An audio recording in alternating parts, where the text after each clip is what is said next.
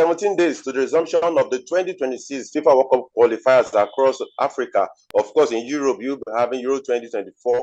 And of course, in South America, there is also Copa America. So Africa will be busy with the qualifiers for the World Cup. And then welcome to Sports Africa. We're back again. How was your weekend? I hope it was peaceful, it was restful, and it was full of a lot of excitement. My name is Ashalolu Afemi. James Agberibi is here. This is where we, of course, do everything that has to do with sport on the continent of Africa. But of course, we give more attention to the king of sports, which is football. James, you're welcome. How was your weekend?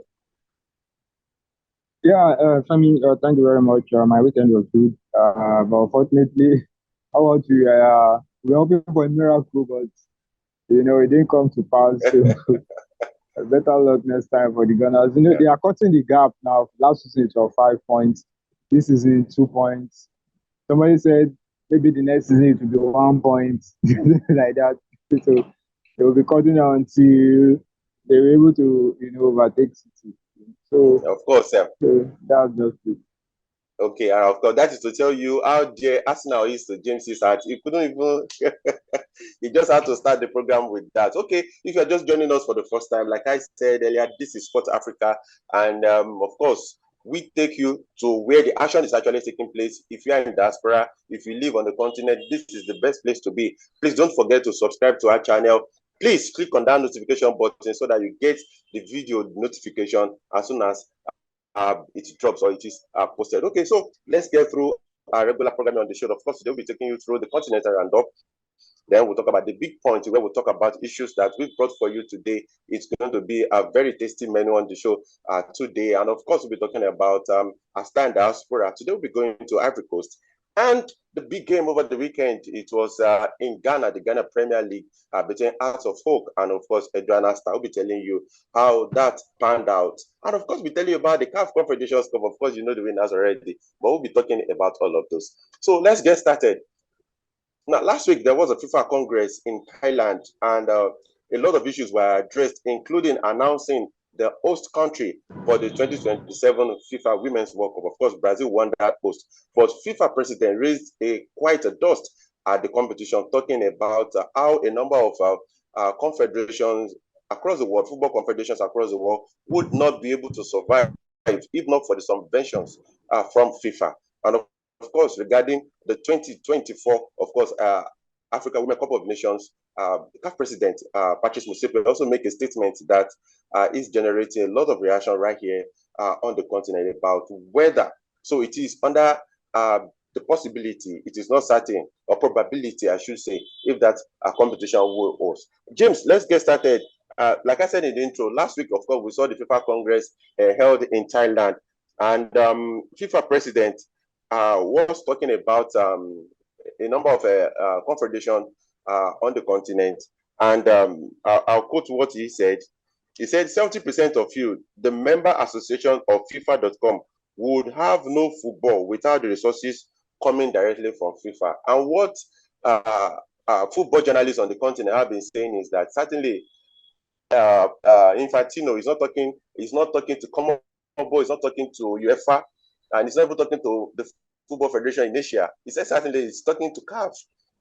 And they are saying that some have condemned that statement actually, because they are saying that you shouldn't be saying that, because as the man at the edge of affairs, you should know that you should know that all fingers are not equal. Even though right here on the continent we have our own issues, going to corruption, which we are still going to talk about on the show today, and of course the inability to attract the commercial value to football on the continent of Africa. But generally, that statement has come with condemnation of some parts, but some school of thought believe that it is actually a call to wake up to the Confederation of African Football, CAF. Well, Femi, I know that such comments can be very hurtful, but I mean sometimes you need someone to look you in the eyes and tell you the truth. Jolt you out of your sleep. Yeah, out of your sleep. Yes, because I know it's easy for a lot of people to come out now and say what he said was like something that I didn't think through before he made such a statement in such a big Congress. So I mean, can anyone point out the lies in what he said? because if you check out most of the issues that federation have been having, you always don't look further than the African federations, where you talk about players' bonuses not being paid, coaches being owed, you know. So I mean, as outward it may sound, but I mean, you cannot say he's lying, you know. So sometimes you just have to take the truth as it's being displayed to you. It's now left for the federation now to sit up and do the right thing, because you can't continue all these issues. You know, you see the countries imposing coaches on FAs, coaches taking FAs to FIFA because of unpaid salaries. You know, so I mean, you think the FIFA president or other they don't know about it? They know about it, but sometimes they just need some of these the big events, all these congresses to spin some of these things out. Maybe by the time you get exposed in the public. In a big event like that, maybe to send some message home. You know? So I hope they were able to pick out the positive for what he said. I know that, like I said, I know that it may sound hurtful, but sometimes Femi, So you it's good. think it's Sometimes when you derogatory, right? You think it is derogatory? in a way, when you look at it, I don't want to look at I don't want to look at it from the negative points, because we can't keep complaining about this issue that you keep calling, and let's see, hear about this country every hear about that country every here FIFA hammer falls on a particular African football body, you know, something you hardly hear when it comes to other federations. It's always Africa. Going to show that they have football officials who does like they don't even care about um, what's happening in the football, how football is being run. I mean, remember what happened to the Bayana when they won after they won the what is it called, the WAFCON. You know, before they went out to the World Cup, there were issues of unpaid and other money that was cheated. Is it not because of the Super Falcons? It's about paid bonuses, allowances that FIFA had to, you know. I know that a lot of people want to say it's not because of Nigeria, but deep down you know Okay. that they came up with the idea of paying straight to the players because of things like this. You know, so how long are they Okay. going to keep doing this? You know, so for me, it may sound derogatory, but feminists, like I said, sometimes you need to hear the truth so that it jolt you into doing the right things. Okay. James, still talking about this, I think you actually put it right, because at the Congress in Bangkok, CAF President Patrice Motsepe was asked when the 2024 Africa Women Cup of Nations and the 2025 AFCON for the men will take place. You know his response? He said FIFA will decide. And people said this basically confirmed what FIFA president was actually saying, that it seems CAF cannot even survive outside of what comes from a FIFA. He said that was what he said. It was quoted as saying FIFA will decide whether the 2024 Africa Women Cup of Nations will take place, or whether the 20 or when they will take place. So they are saying this is what we are saying. For those who actually know, just like agree with what you said regarding the comments by FIFA president, that is actually saying it the way it is, though it could be offensive, but actually saying it the way it is. And for CAF president, right there to have said that FIFA will decide when these two competitions will take place, or that it's actually meant that FIFA was actually directing a statement to Africa. Yeah, I mean, for the current president to make such a statement, it's like saying you are helpless and you cannot do anything without FIFA. That's why I see most times Infantino. It's like the way it's like anything that has to do with African football, it's always around. Compared to, you hardly see him in UEFA, Comebol, or Asian. They don't take part, or they are not in the know when it comes to this other federation stuff. But he's always around when it comes to Africa. It goes to show that the whole short thing. They brought this idea of the African League. Was this new competition? Remember when UEFA wanted to come up with something similar, but they killed the idea. But it went well when it comes to Africa. There was no, Yeah, we hardly FIFA, saw FIFA, anywhere FIFA where actually they spearheaded that. opposed it. Yeah, Yeah. Yeah, so it goes to show that whatever they want to come out, any idea that it's like Africa is like the guinea pig for them to try out their ideas, because they know that they can get away with a lot of things when it comes to Africa. So, um, the WAFCON 2024 now it's like it's hanging in the balance. We don't even know whether whether we've seen CAF shift tournament in the past, and I won't be surprised if they said the 2024 edition will move to maybe next year. You never can tell. They've done it with the men, so it shouldn't come as a surprise if they eventually do it to the women. So Okay. Femi, until we put our house in order, so we continue to hear things like this. You tag as derogatory and say a lot of stuff, but Femi, the truth must always be said. And the Yeah. CAF president today help matters with his response, so we just take it like that. So until you put your house in order, you continue to hear things that you will feel insulted, but I mean, the truth must always be said. Very well said, James. Well said. Until we put our house in order, and that brings us to the next story about Zambia and Gabon. Possibly they might be thrown out of the 2026 FIFA World Cup qualifiers because of what you just said. Now, issues bordering on integrity issues, corruption issues. These are the two reasons why Zambia and Gabon might likely be thrown out. And I would like to refresh your memory, James, and of course for our people across the world, our fans across the world, watching this right now. A few weeks ago, we talked about Zambia No Football Association President Andrew Kamanga. Whether you remember that the sponsor people who looks like friends to the 2023 AFCON in Cote d'Ivoire, and he defended it by saying that even the team doctors attached to the Chipolopolo are not employees of the federation. Therefore, people who are not employees of the federation can be sponsored. Now, that issue has got to FIFA, and FIFA is threatening to throw Zambia out of the 2026 World Cup qualifiers. And of course, even for AFCON competitions as well, 2025, they might likely not be allowed to participate in the qualifiers. And of course, talking about Gabon, whether you remember, James, I think it was last year when we had this investigation from BBC African Eye, where they exposed a youth coach in Zambia who molest young girls. I'm sure you remember that story, James. Now, FIFA and CAF, they are, putting that story under spotlight, and the Gabonese FA president is under serious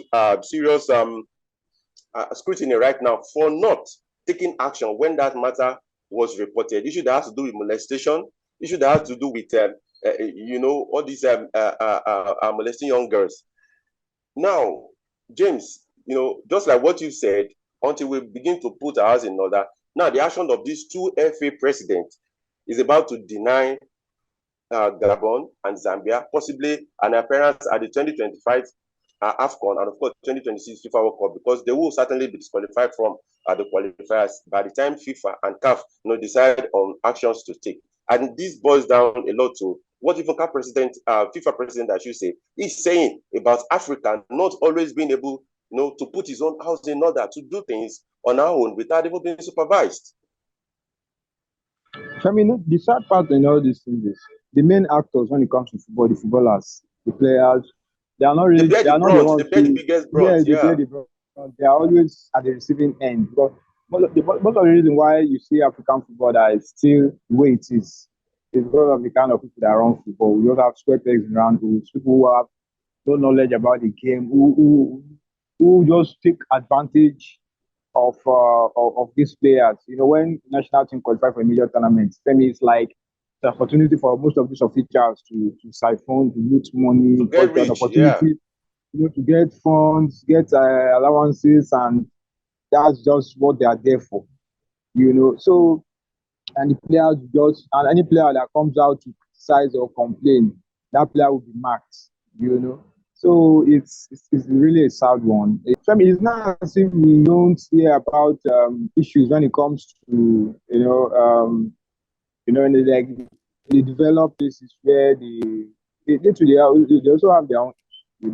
Also when it comes to issue of molestation, they also have we hear about cases where coaches molest even young boys. But the thing is, they always come out to trash it out. They expose all these things. But it's like around here we just try to kill the issue.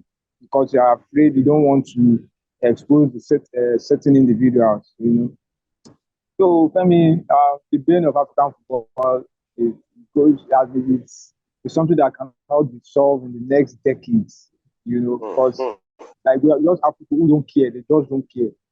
We have officials who are just there to enrich themselves, just use the players as the means to get to whatever this that they are targeting.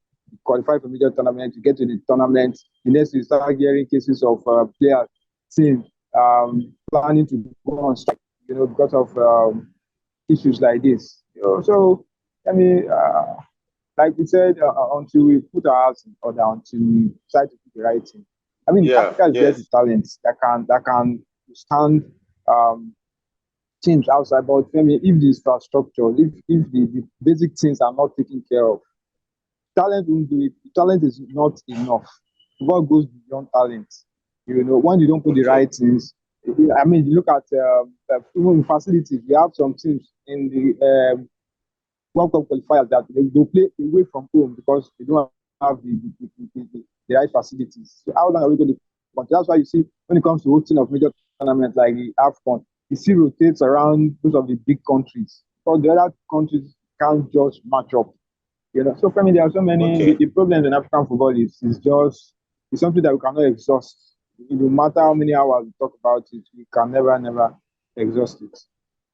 Okay, of course, Andrew Kamanga, the Zambia Football Association president, is facing accusation, bordering on obtaining government funds under false pretense and participating in conspiracy to defraud for an FA president. That is a very, very massive indictment. And for the Gabonese FA president, Pierre-Alain Mongwengi, has been accused of non-denunciation of crimes of pedophile. These are things that are very even hurtful to the ears when you hear the crime or the accusation that some of these FA presidents are facing. And so sometimes you feel like there is no end in sight to all of this, because when you look at even football legend like Samuel Eto'o and the accusations that have been leveled against him, such as match fixing, even though he's not been adjudged to be guilty, but for individuals, people who you think should have impeccable characters, to be linked to such crime or such offenses, it's actually very, very disheartening. And I hope that one day Africa will wake up and at least try to emulate what is done, if in no other part but Europe. James, still talking about what's happening right here. Let's take a trip to Cameroon, and there was a memo that I saw over the weekend, and I had to try to translate it to English because it was done in French. And in that memo, it was stated that on April 6th, FECAFOOT, led by Samuel Eto'o, reached out to FIFA to intervene or to report what it deemed as interference in its duties. Remember the appointment of Marc Brys by the government of Cameroon and all that. Now, FIFA now made reference. FIFA replied, according to that memo, FIFA replied a month later, and they referred the FECAFOOT to an article 13. I don't know, maybe there was an agreement between the FECAFOOT and, of course, the government of Cameroon. And according to what FIFA said on that basis of the agreement signed in 2015, we do take side in principle. Okay, mentioned Article 15. He said the agreement must be scrupulously respected throughout the selection and appointment process by the signatories to the said agreement. That agreement, of course, I couldn't lay my hands on it. They said, however, FIFA recognizes that the recruitment of staff members or for the national teams must remain among the rights and skills reserved solely for the executive committee of FECAFOOT. As a matter of fact, the summary of that is that FIFA said it will not intervene in the crisis, in the power to sue crisis, rocking FECAFOOT and the Cameroonian government, because you understand, the FECAFOOT thought that, okay, someone is wielding too much power and oppressing us. Then we went to FIFA, and FIFA is saying, go and sort yourself out. And this is Cameroon. They have World Cup qualifier against Cape Verde and Angola. These are two countries that even did better than Cameroon at the 2023 FIFA World Cup. Look at what is happening. Last week, Marc Brys had a tour of FECAFOOT headquarters, not in company of FECAFOOT officials, but officials of the sports ministry. James, what is going on in Cameroon? Well, it's sad that I was talking to this level. the players will definitely ready. The FECAFOOT officials don't want to associate with the members of the ministry. They just wash their hands off the appointment of the coach. Now you run to FIFA, and FIFA knows what's going on. But things like this, they know that there's a level where FIFA feel they want to intervene, because I think they are looking at it that it's gone beyond football matters now. There's so much involved. I think So James, sorry to interject. I think that is where FIFA should actually have wielded its hammer, because politics seems to be creeping into what is happening right there. You understand? There is a power shift kind of, and I think in normal circumstances that I've seen, FIFA is against any government interference in the running of football in any country. That is signatory to it as a member. So I think that is where FIFA should have wielded that hammer and say, no, Cameroonian government, you can't do this to FECAFOOT. But everyone is surprised that FIFA had to say that it wouldn't intervene, even though it agreed that the responsibility of appointing a coach for the Indomitable Lions lies solely with FECAFOOT. Yeah, but it's like it's not really visible that there's government interference, but you know that they are the one pulling the strings behind. Whatever the sport ministry, whatever they are doing, you know that the government they are the ones behind the whole issue. So I think people are just trying to play safe. They are just trying to bid their time. They know when to come in. They just don't want to just jump into the whole issue like that. Because it's an in-house stuff, and FIFA wants to look like whenever they want to come in, it's strictly about football. That's what concerns them. So they're just bidding their time, waiting for the right time to come in. So it's the right thing that FECAFOOT have taken the issue to FIFA. But let's just wait and see, and let's see how things unravel. Then hopefully all these things will be sorted out, because, like we said, the World Cup qualifier is just around the corner. The Indomitable Lions, they were one of the poorest teams at the last AFCON. It was a disastrous outing for them, and you have a World Cup qualifier that's so important, and the house is in such disarray. So hopefully they will be able to sort themselves out and move on. But the players, I mean, I don't know where their loyalty lies now. Because you have influential players who these officials will want to pitch tent with, and you continue to divide the team, because this group belong to FECAFOOT, this group belong to the ministry, and they'll be in the middle, while both parties will just be tossing them about, and so they are the ones that are going to. So I mean, I don't know. It has gotten to a stage where you just have to sit down and try. You can't continue like this. Cameroon is one of the biggest in Africa, and going through this kind of mess, it doesn't all go well at all. I wonder what the Indomitable Lions players will be talking about on their WhatsApp group regarding this. And I tell you, there is no, we have not seen the end about it, because James, I think what the Cameroonian government can't just do at this moment is to remove Samuel Eto'o, because that will constitute a breach yes, they know that. So I'm sure that was why they've not been able to remove him. Yeah. Okay, James, let's talk about something that is a bit on good news now, rather than what we've been discussing so far. James, I think I will have to dust my football boots and maybe sign for one of these clubs in Saudi Arabia, or even if it is Qatar, because of money. Sadio Mane is among the highest paid athletes between 2023 and 2024. He's the 40th in the world, as a matter of fact.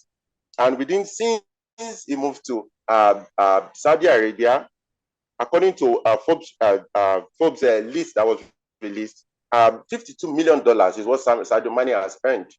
James, how much was he paid at Bayern?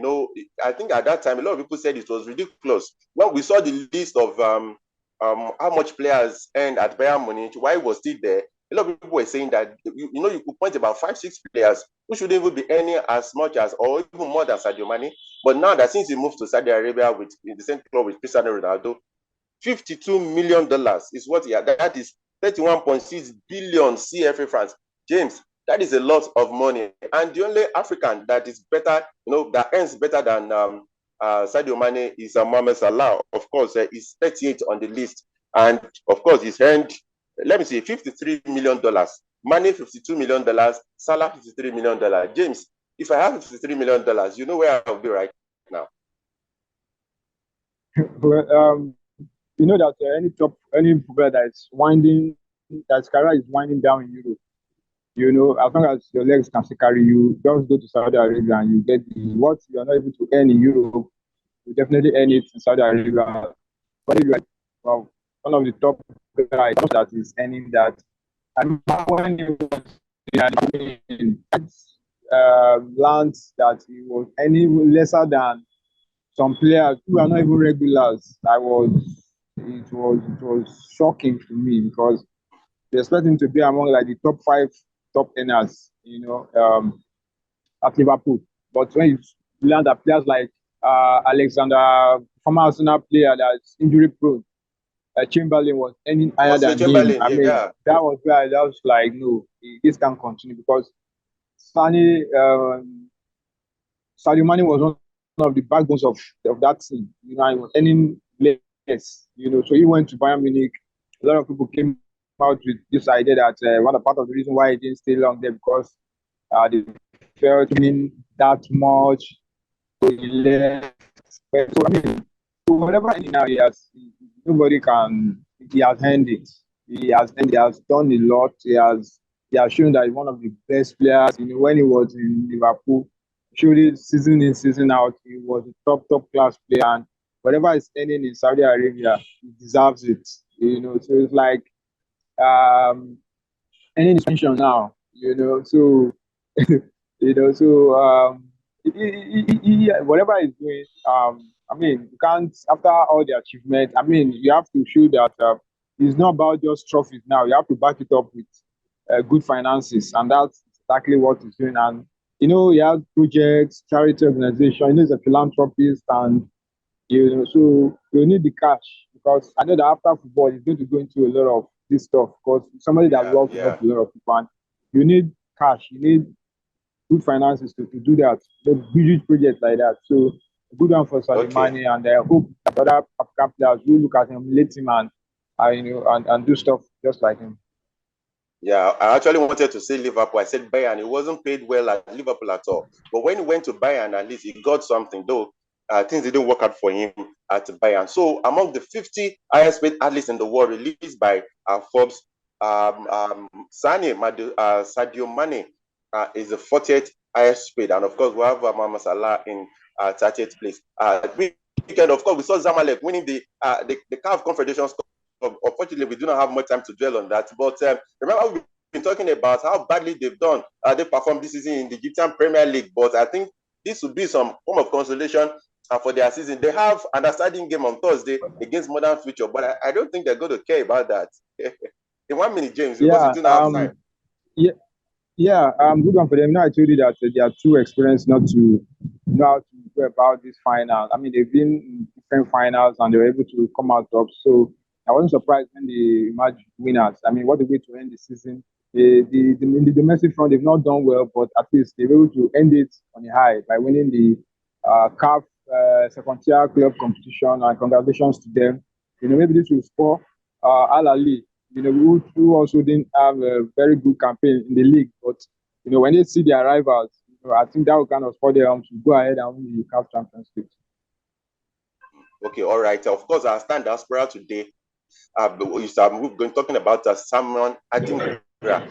James, sadly, we do not have time, but we'll have loved to talk about this young man, 22 years of age. We saw what he did at the AFCON, particularly in the final against Nigeria. Though Nigerians are saying that he was able to shine because Olaino was injured. But of course, he won the young tournament, young player of the tournament in the competition hosted by his country. For Brighton, they just concluded Premier League. He had 6 goals, another goal in the Europa League, and he had about in total 10 goal involvement for Brighton. So it was actually the shining light in that Brighton side. And of course, James, out of folk, there are 18 points adrift Samatex at the top of the Ghana Premier League with 4 games to go. It seems that Samatex will be the new champions in the Ghana Premier League. That is to tell you how the cookies crumble or how the mighty has fallen in the Ghana Premier League. For out of folk to be 12th in an 18 league competition, it tells you how terrible and you can compare it to how United fared at the last, the just concluded English Premier League. Very quickly, James, as a wrap up.